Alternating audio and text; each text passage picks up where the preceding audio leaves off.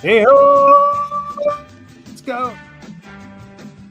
Yeah, we're celebrating because the NFL ratings just took a dive because you are joining us again this week. Fantasy Baseball now, as we are just a few days left of the regular season. We're here to look at our fantasy MVPs for each of the MLB clubs. But before we get to that fun stuff and probably a quick look ahead to the playoffs, as we always do, we begin the show by asking you the question, where else would you rather be than right here? Boom, there it is, right now. Howdy ho. You're looking live at our split studios. This is Fantasy Baseball Now, episode 56 for our show, part of the ball9.com podcast network. It looks like you survived the wedding of the century. Congratulations. I did barely. I barely survived it. That was great.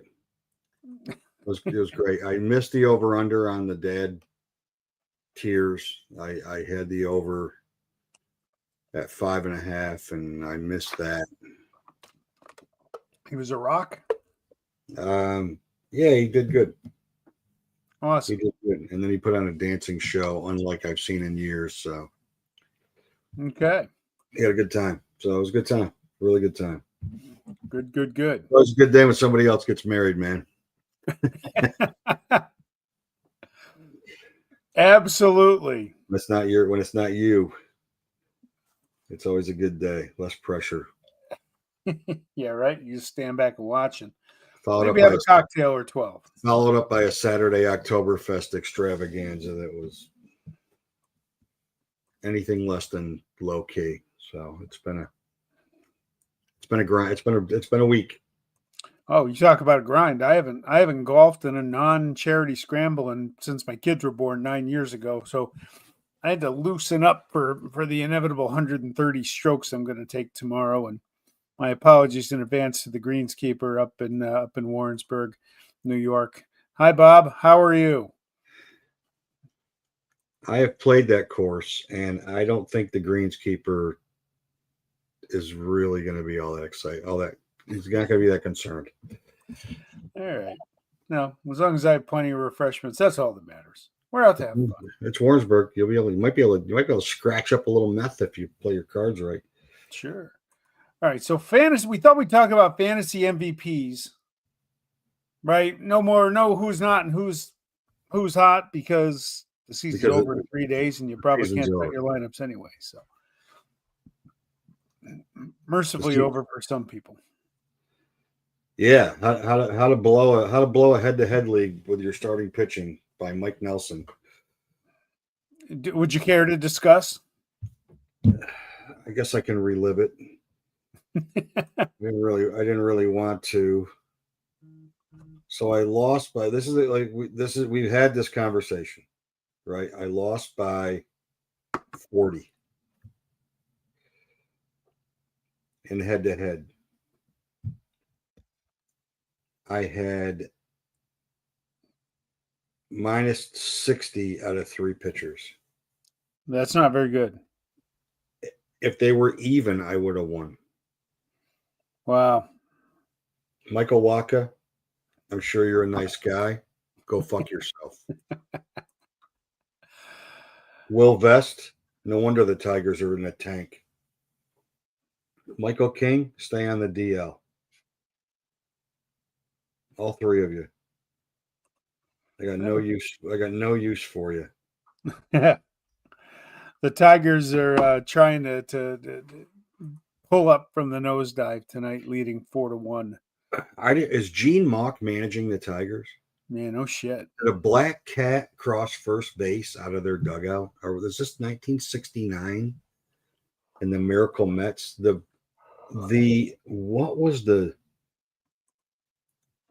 What was the stat that I saw that is just unbelievable? It's unbelievable. It is in the last 21 games. This is runs allowed in the last 21 games. Yep. For context, Seattle has 76. The Pirates, who had 19 shutouts as a team this year, the Cubs and the Dodgers had 78. The Padres 81, the Brewers 82. The Rockies 132. They've given up over 1,000 runs. Last 21 games, Cleveland's allowed 37 runs. Wow. That's historic. It's pretty damn good. That's unbelievable. As long as they both make it. I want the Houston garbage cans out of there. If the Red Sox win tonight, they are out? No. Houston's. They still have a chance to win the division. Who? Houston? Yeah, if Seattle collapses. Seattle won the wild card. They won the division. I thought they just made the playoffs last night. No, they won the division last night. They're up 4.5 with 4 to play. Houston only has 3 games left. Houston won. There was one. Boston's magic number going into tonight was 1.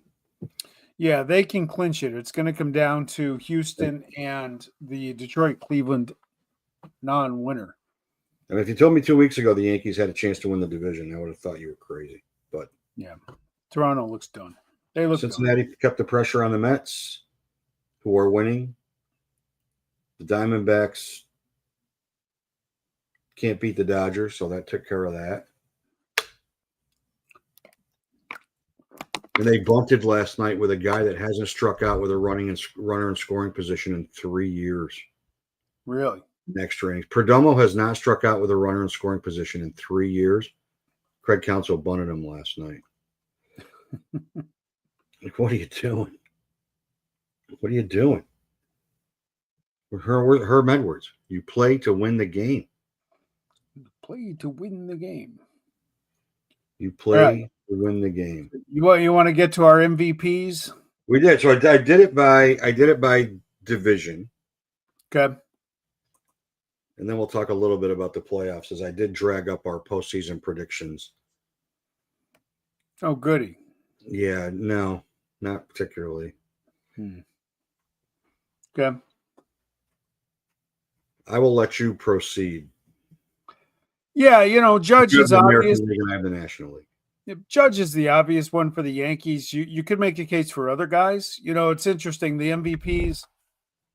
Sometimes I like to go with unsung heroes. Camaro's been a beast. Like the unsung hero to me is George Springer, because he's a guy, I had him on my team for a little bit this year, and he hasn't been all that good the last few years. You kind of waited for him to kind of tail off. Yeah. He didn't. He hung in there all year. Toronto's got some other guys that could have been on that list, but to me, Springer's been the most consistent throughout the year. Boston, you could have thrown Trevor Story on there. You could have thrown Aroldis Chapman, your buddy, up there. But Crochet's validated himself this year as a true ace. I'm amazed he leads the American League in innings pitched. I'm amazed. Yes. It's a shocker, but he has stamped himself there. And Baltimore, Trevor Rogers gets it 1. He deserves it, but there isn't a guy in that. Is there another guy in the Orioles that has exceeded expectations this year? Now, when I saw you send me that, my first thought was, if there's any explanation as to why the Orioles are what they are this year, that's the guy that's the MVP of the Orioles. That's incredible. It is. That's incredible. I mean, offensively, who's their best offensive player this year? Jackson Holliday? It's probably Gunnar, but Gunnar got hurt at the beginning and never really got going. His numbers are okay, but they're not what you would have expected back in March. Yeah. No, it was Uncle Ted's pick for American League MVP. True. So I started by going straight head-to-head total points. That's what I started with as a premise. I like that graphic, by the way. And Schwarber, I mean, he's closing in on Ryan Howard territory for the Phillies. To me, he's the MVP of the National League. But I know Ohtani's going to end up winning it. Juan Yeah. Soto. Juan Soto has the second most head-to-head points in fantasy baseball this year. And his And problem everybody is the bitched that contract. he had a bad year. It's never going to be good enough because of the contract. No, it's not. I mean, Matt Olson is like the default choice for the Braves. Would he have Just been that choice 3 or 4 weeks ago, though? No, it might have been Ozzy Albies, believe it or not. Yeah, well, he got himself relevant again in the last month. Welcome, Yeah. Todd. Yeah, and Michael A. Harris got relevant after he worked with Chipper. And Kyle Stowers is kind of by default, even though he's been hurt, he still has more fantasy points than anybody on that team. Yeah. Than anybody. And a case can be made for CJ Abrams as the MVP for the Nationals, especially given the second half that Wood has had, which has been horrific. Since the All-Star break, he's been really bad. Hit a couple last night, though. He did, but like you thought 100 RBIs was a piece of cake for him, and he's not even there yet. Yeah. But he still has been their best player this year. He's still been there. To me, he's been their best player. He's been their most valuable player because when they're worse in the second half as a team. When they were kind of fighting and scratching and clawing in the first half, he was why.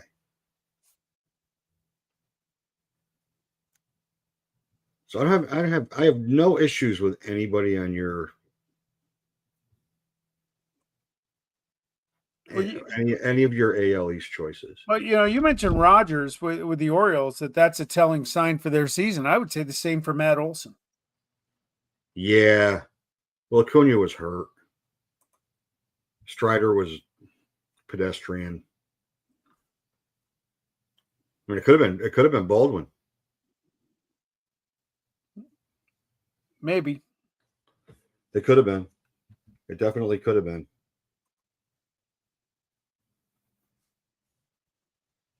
So let's go to the Central, and this is where my fantasy points disclaimer takes a hit.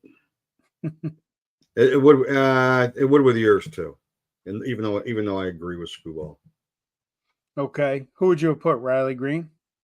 Riley Green, like if you did it only by fantasy points, it would be Riley Green.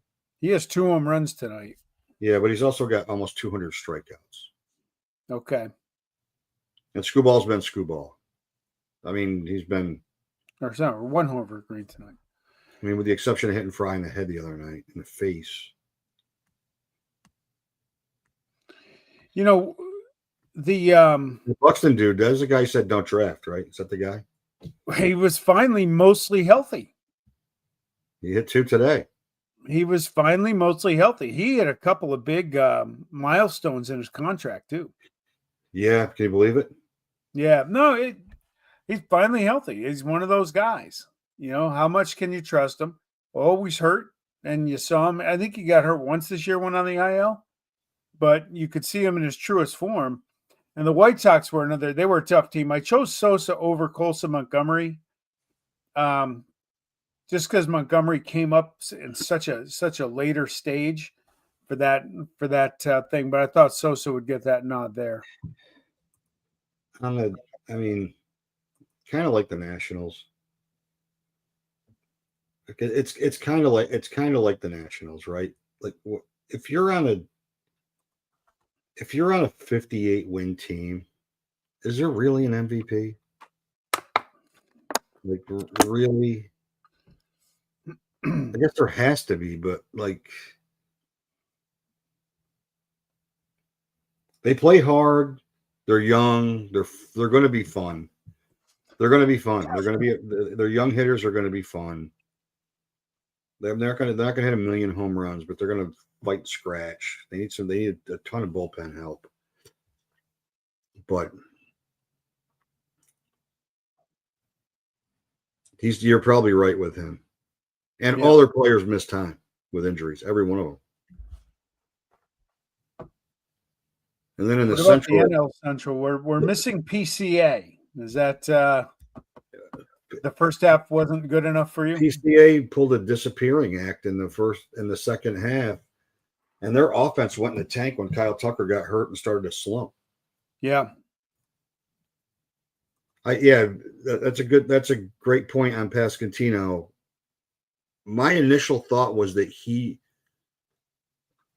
it would be Vinny instead of Witt, and then I looked at their stats side by side. I'm like, no. Yeah, but here's the problem with Witt. If he wasn't the first pick in a lot of drafts, he was the second. He's a high pick. Okay. And he didn't live up to that billing. Well, that's why Hunter Green's the MVP for me on the Reds, because when he was healthy and wasn't on the IL, he was their best player. And Ellie Dela Cruz, despite the fact that he had a ton of fantasy points, has been, until he homered last night, he's been not good. He's certainly not. I think his ADP was 7. He hasn't even been close to that. Yeah. Not even close. And O'Neal Cruz would have been my preseason choice for the Pirates, but Skeens, who better win a Cy Young, or there should be some kind of an investigation. He's just too good. He has to win it. The Brewers wasn't as easy a choice as it would seem, because Yelich is the big name, but Bryce Terang has had a really, really good season for them. They got a ton of guys and a clump of points of fantasy points between 371 and 340. A clump, maybe like 4 or 5 guys. Churio was hurt. Frelick was hurt. They both had really good years. Contreras still had a good year, but certainly not the year that not the number 1 catcher ranking he was going in. No, not even close. In the Cardinals, that's like Burleson's by default. He's pretty much the only player that was healthy all year for them. Yeah, he's been mostly consistent. Herrera there's a case for Herrera, but he missed a lot of time. He was hurt a lot, and they suck. They're bad. They're a bad team. It could have been. Sonny Gray had minus 15 starts. Starts where he was negative 15, negative 18 in some of his starts. Like that's. Yeah, I know. He was on my head-to-head team. Thanks for the reminder. Yeah, just not great. He was either really good or really bad. There was no middle ground with him this year. Though he has won a career high 15 games. That surprised me a little bit that he hasn't reached that before. Yeah, a little bit. Wins are back, man. Wins are back.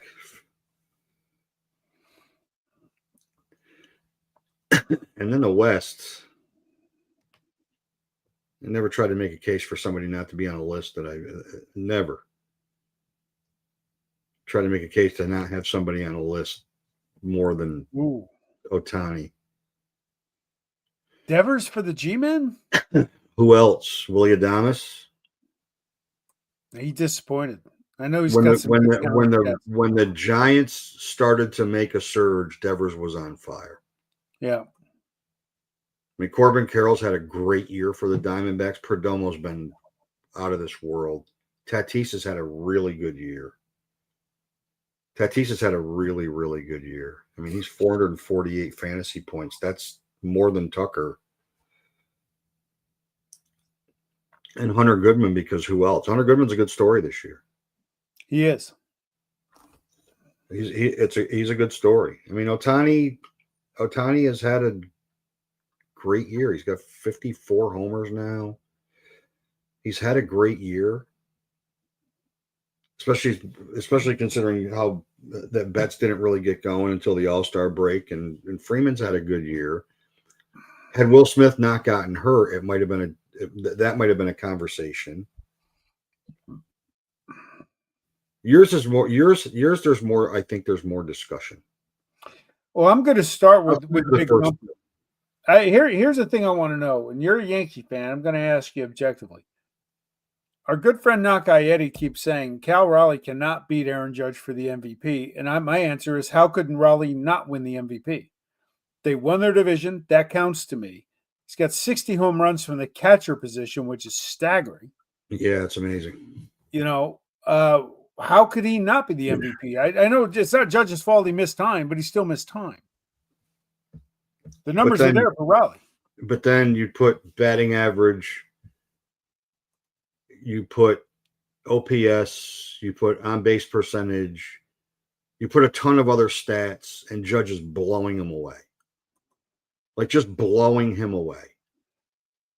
And all with the exception of home runs, they're close in RBIs.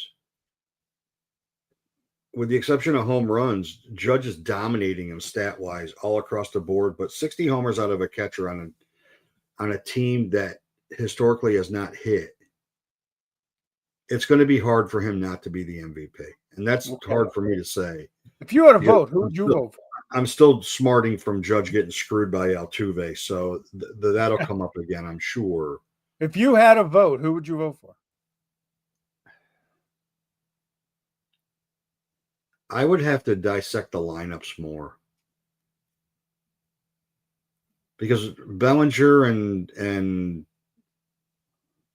Rodriguez kind of offset each other. Jazz and Arozarena kind of offset each other. They don't have a Grisham. I mean, they both won a similar amount of games. But that season out of a catcher is pretty historic. So it'd be hard to not vote for him. You got now Kurtz hit 2 home runs, and once that game got away from them today, he's easy. Neto's the guy. I got to give you credit. You were on him early this year. Yeah. And rode him the whole way till he got hurt. Hunter Brown, he picked up what he did the last 2/3 of last year when he got his shit together. I didn't realize he went over 200 strikeouts before his start last night. Well, that's an indictment on the Astros in general, is that nobody from their offense. Had Jeremy Pena not been hurt for a long time, there's a good case for him. But like the rest of the offense. And I'll tell you, DeGrom, good for DeGrom. Over 160 innings this year. I didn't think he'd get to that 150 mark, and that's why I thought he was being overdrafted. So I wanted to put Nate Eovaldi on there. I just couldn't. He hasn't pitched. The reason I would put Eovaldi on there is when he got hurt, they shit the bed. They did. He was unbelievable before he got hurt. They've aged Bruce Bochy a million years this year. That offense, that clubhouse has no accountability in it at all. There's a story out that they're non-committal about Bochy. It came out today. I think Bochy's probably just as non-committal about them. Yeah, that tells you where there's smoke, there's fire on that. I think Taylor Ward would be an alternate choice for the Angels, or Joe Adell. Those are the other two that I thought of, but Neto really stood offensively is not their issue. They score plenty of runs. That's not their problem.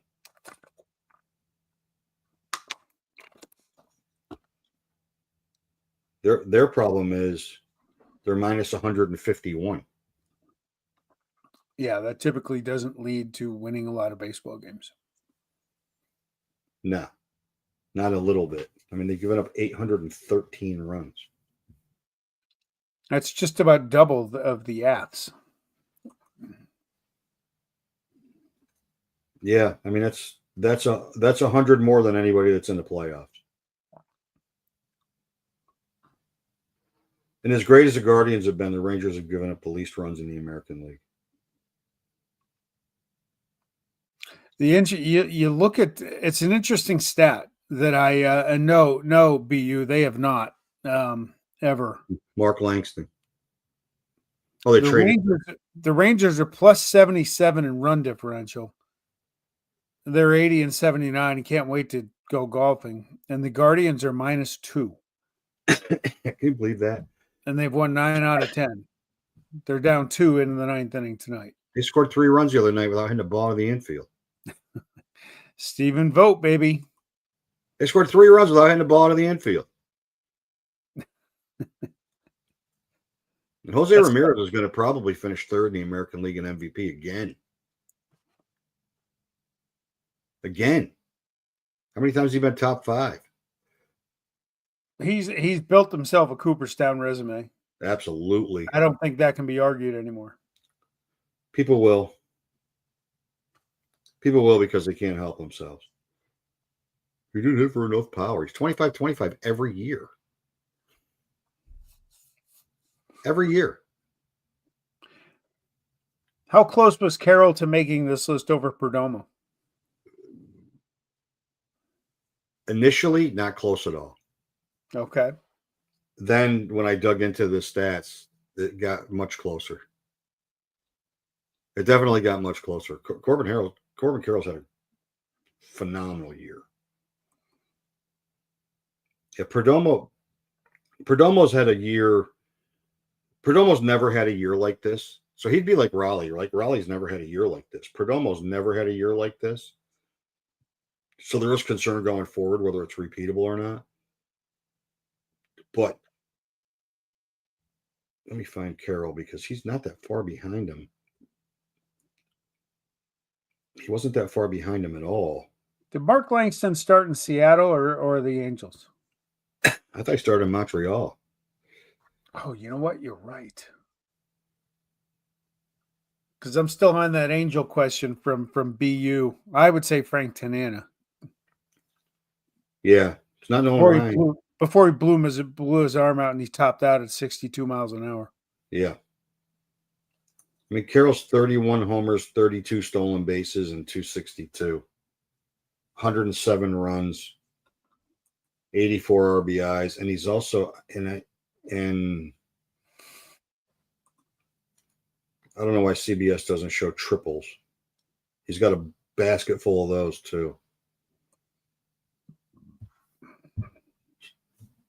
He's got so many triples that somebody jokingly said, well, he'd be the first 30-30 guy with 30 triples. He's an unbelievable base runner. And that has a lot to do with it. I mean, he's such a great base runner that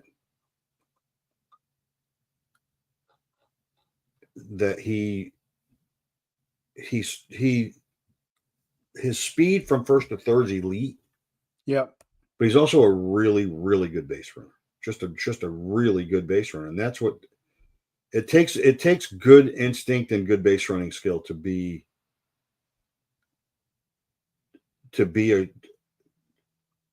have a number of triples. I guess 17. In the last 3 years, he's had 10, 14, and 17 triples. That's a lot. Yeah.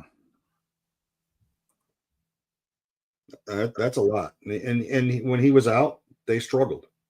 And he hasn't missed a lot of time, but he did miss a little bit of time. But Perdomo hasn't missed any time at all.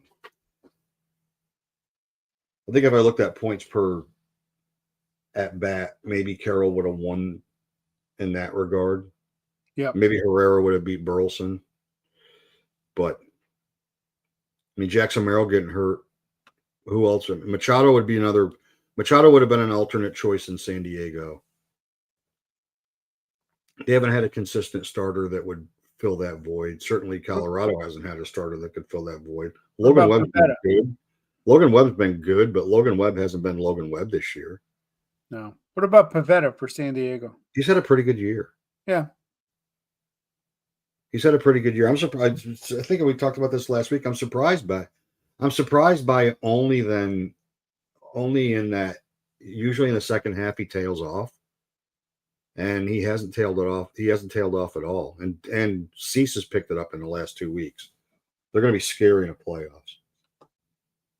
Let's get to the playoffs. Let's get to our predictions. I'm afraid to see bullpen.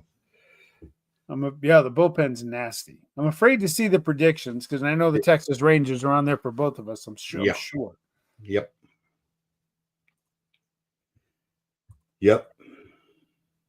They are.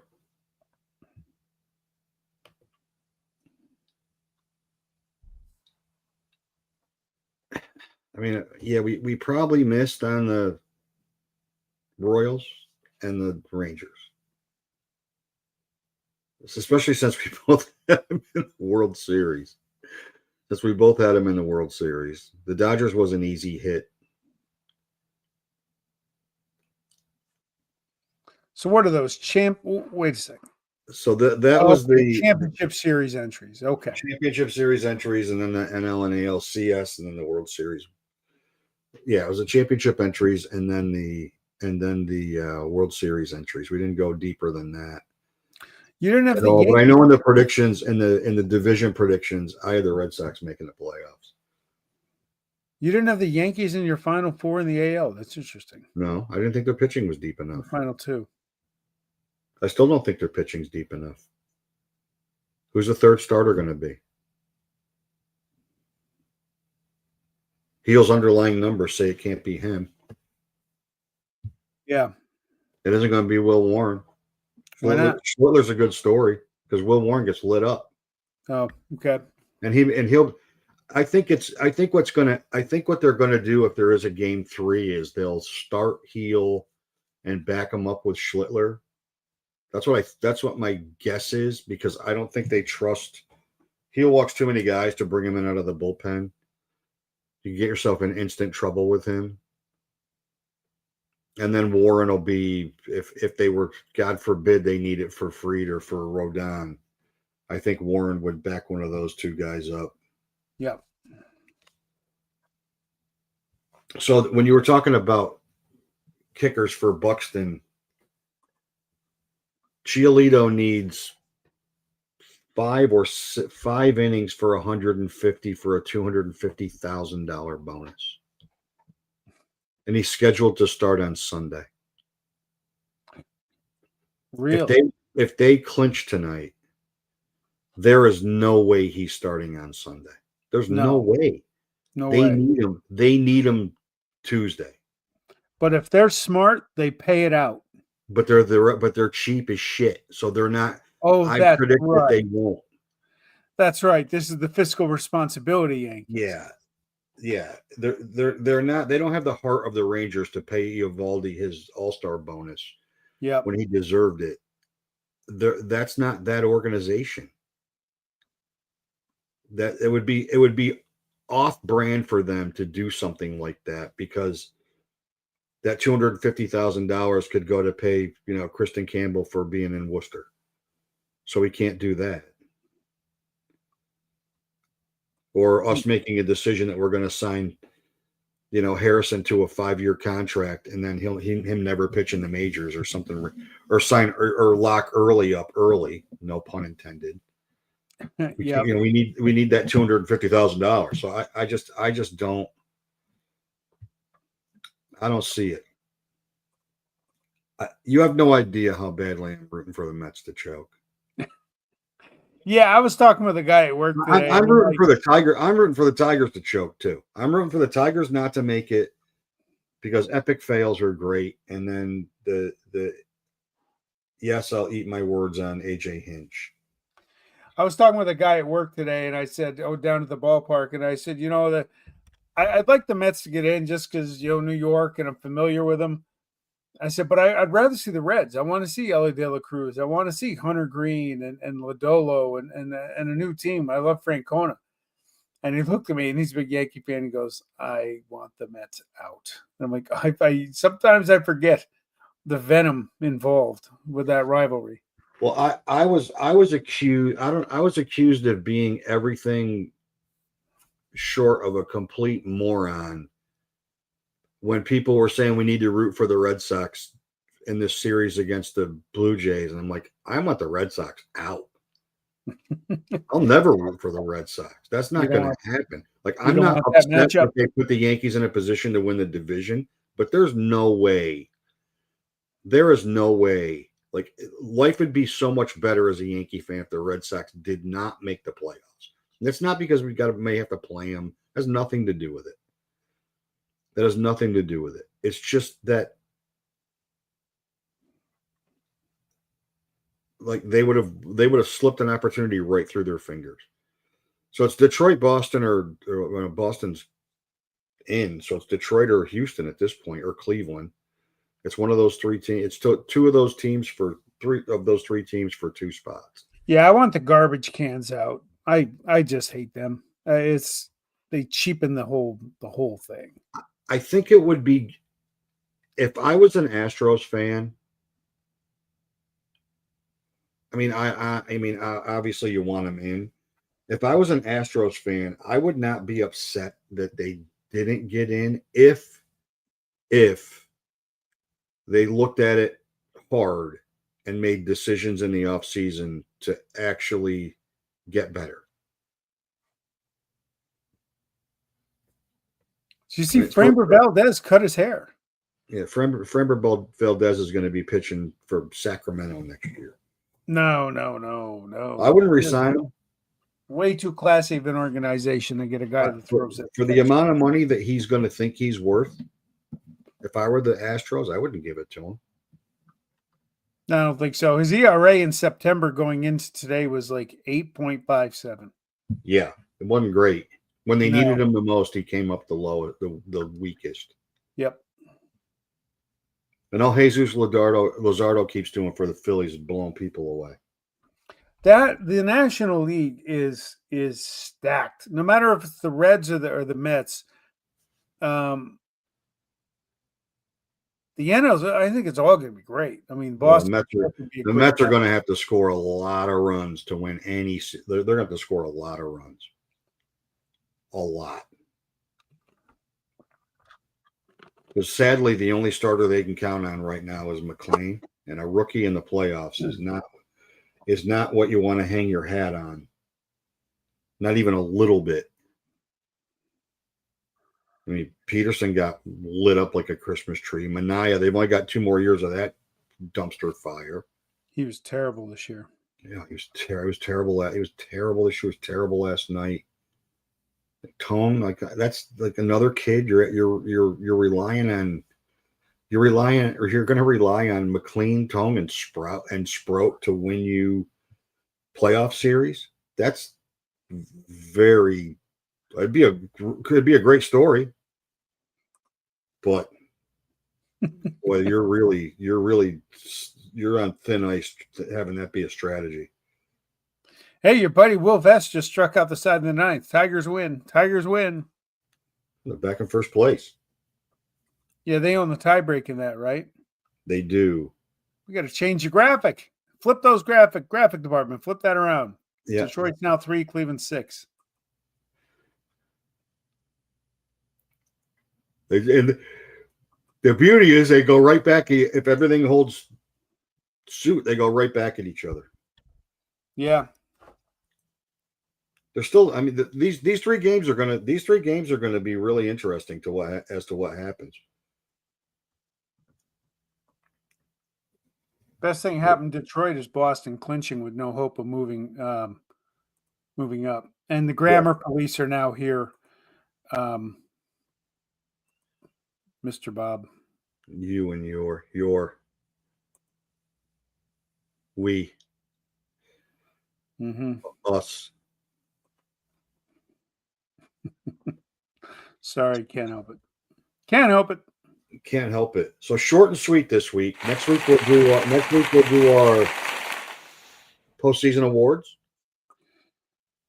And a playoff. Yeah, we got playoffs start on Tuesday. We'll be here Wednesday night next week, right? Yep. Okay. We'll have a game in, a couple series. We'll do our postseason awards, and we'll see how we did with our postseason award predictions compared to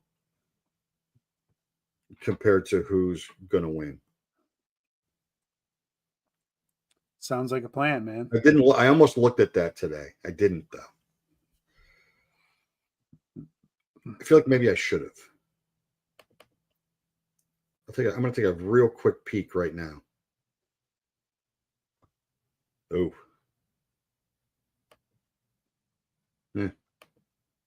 Oof. Must be looking at your picks. Oof.